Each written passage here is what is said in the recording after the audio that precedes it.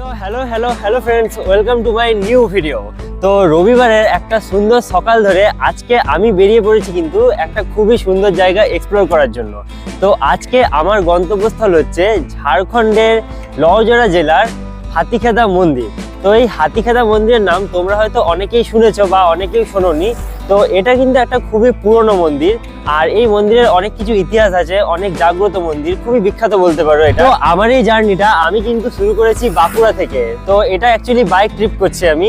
তো বাঁকুড়া থেকে এখন পুরুলিয়া পেরিয়ে মানে মানবাজার ক্রস করে ঝাড়খণ্ড ঢুকবো এদিকে আমরা। তো এই রাস্তার ঠিক মাঝে আমি দাঁড়িয়ে আছি, আর অনেকক্ষণই কিন্তু আমাদের প্রায় জার্নি হয়ে গেছে। আর মোটামুটি 1 ঘন্টা পরেই আমরা ঝাড়খণ্ড ঢুকে যাব, মানে ওই হাতিখেদা মন্দিরের কাছাকাছি পৌঁছে যাব।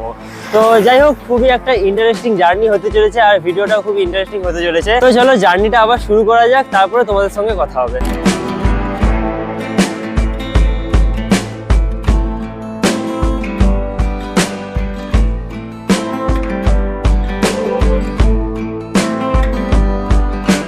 সো ফাইনালি প্রায় 90 কিলোমিটার বাইক জার্নি করার পর অ্যাট লাস্ট আমি কিন্তু পৌঁছে গেছি ঝাড়খণ্ডের সেই বিখ্যাত হাতিখেদা মন্দিরের একদম সামনে। তো পিছনে এই জায়গাটাতে কিন্তু বাইকটা পার্ক করলাম, পার্কিং চার্জ 10 টাকা নিল। এখানে বাইক গাড়ি যাই আনো না কেন সেটা কিন্তু পার্ক করার জায়গা আছে। আর দেখতে পাচ্ছ এই হচ্ছে হাতিখেদা মন্দিরের মূল গেট। তো প্রথমেই তোমাদেরকে বলে রাখি তোমরা এই জায়গাটাতে আসবে কিভাবে। তো এখানে তোমরা কিন্তু পুরুলিয়া সাইড দিয়ে আসতে পারো, পুরুলিয়া মানবাজারের রাস্তাটা ধরে। তাছাড়া টাটা মানে ঝাড়খণ্ড টাটা এই দিকটা দিয়েও একটা রাস্তা আছে এই হাতিখেদা মন্দিরে আসার। কিন্তু এখানে সেরকম খুব বেশি পাবলিক ট্রান্সপোর্ট নেই। তো তোমরা যদি ভাবছো কেউ যে পাবলিক ট্রান্সপোর্টের মাধ্যমে আসবে, তাহলে বলবো তোমরা গাড়ি ভাড়া করেই আসো এখানে, কারণ এই রাস্তাটা খুবই অড। তো এখানে সেরকম মানে তোমরা মানে চলে আসতে পারলেও যাওয়ার সেরকম হয়তো জিনিস পাবে না। তো বেটার হয় বাইকে আসা বা এখানে কোনো রকম করে গাড়ি ভাড়া করে আসা। তো এরপরে চলো মন্দিরের ভেতরে ঢুকি, দিয়ে মন্দিরের ভেতরে তোমাদেরকে সব ইনফরমেশনগুলো দিচ্ছি।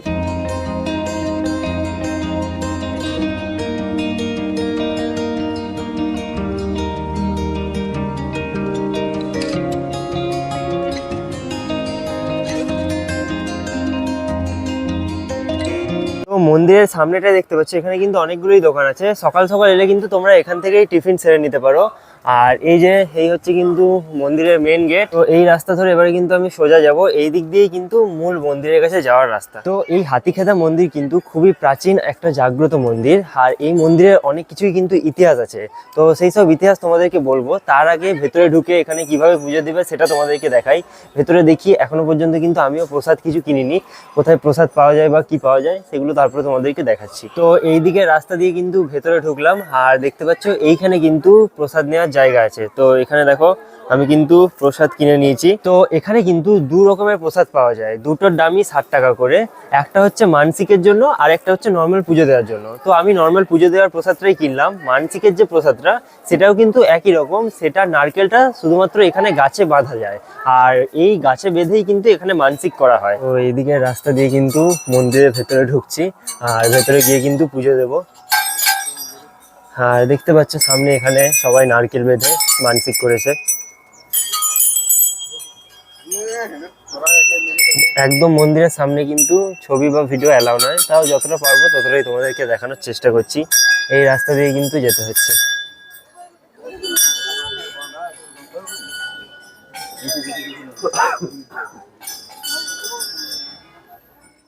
তো মন্দিরে পুজো দিয়ে নিচে আসছি, আর দেখতে পাচ্ছ চারিদিকে কিন্তু এই মানসিকের নারকেল বাঁধা আছে। আর এখানে সামনে দেখো, সামনে কিন্তু পুরো একটা পাহাড়ের ভিউ দেখা যাচ্ছে, মানে সেরা একটা কিন্তু এক্সপিরিয়েন্স হচ্ছে এই জায়গাটা এসে। তো মন্দিরের পাশে এই জায়গাটাতে দেখতে পাচ্ছ এখানে কিন্তু একটা স্নানাগার আছে।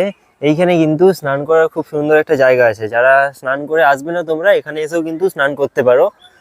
আর মানে এই জায়গার ভিউটা সব থেকে আমার বেস্ট লাগছে এই পাহাড়টার জন্য। চারিদিকটা কিন্তু পুরো পাহাড়ে ভর্তি, আর তার মাঝখানেই এই হাতিখেদা মন্দির। তো ঝাড়খণ্ডের এই হাতিখেদা মন্দির, এই মন্দিরের ইতিহাসটা তোমাদেরকে এবারে একটু বলি। তো এই জায়গাটা আগে কিন্তু একটা গ্রাম্য এলাকা ছিল, আর এখানে কিন্তু একটা গ্রাম ছিল।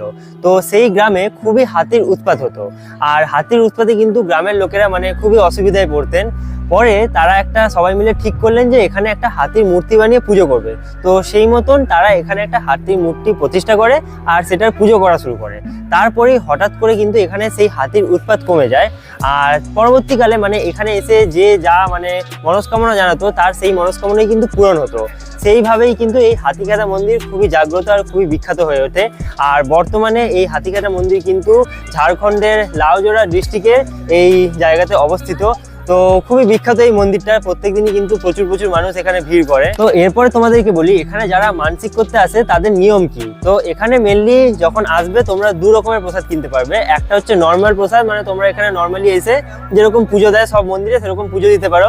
আর যদি মানসিক করবে বলো তার একটা আলাদা প্রসাদ থাকে, দুটোর দামই কিন্তু একই। তো সেই মানসিকের প্রসাদটা মানে যে নারকেলটা থাকে সেই নারকেলটা এখানে গাছে বাঁধার জায়গা থাকে, দেখলেই মন্দিরের চারিদিকে কিন্তু প্রচুর নারকেল বাঁধা আছে।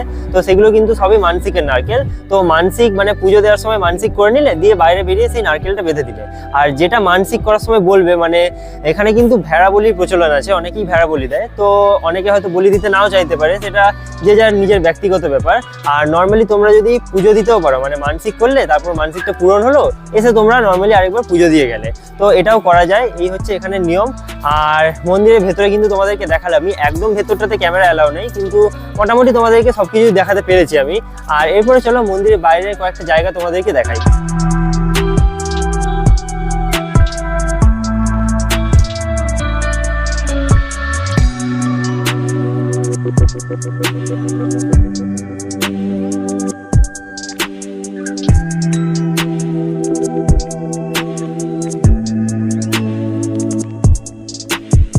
তো মন্দিরের সামনে দেখতে পাচ্ছ এখানে কিন্তু একটা দোকান আছে। এই দোকানে কিন্তু এই হাতিকাটা মন্দিরের বিভিন্ন ধরনের ফটো, বই টই অনেক কিছু পাওয়া যাচ্ছে।